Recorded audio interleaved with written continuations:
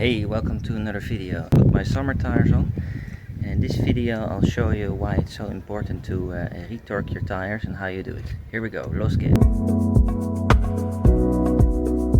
So especially with these electric cars, this is a 2019 Chevrolet Bolt EV. There is a lot of instant torque and a lot of power here on the front wheels, and if you have your tires changed in the shop by a professional, it's very important that you retorque them every, let's say, after you've driven 50 or 100 miles.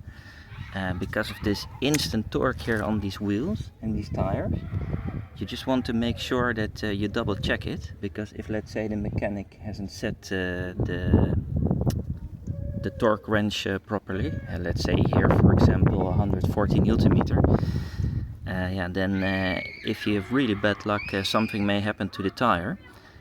So what you need to do is just buy yourself a good torque wrench like this one. I got this one from Germany. It's Gedore Rot, and it's very fast.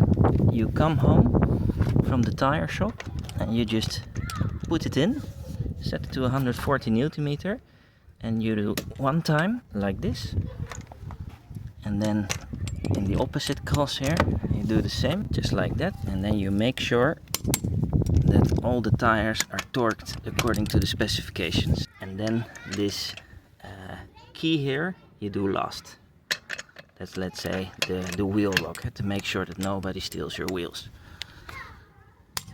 So, and that's all there's to it, and then you know you're safe with these tires on the road. Let me know if you also do this, and if you have an electric car, do you also do this, or do you trust a mechanic? I'm looking forward to hearing from you. I hope it was helpful. Wishing you a safe driving season. Auf Wiedersehen.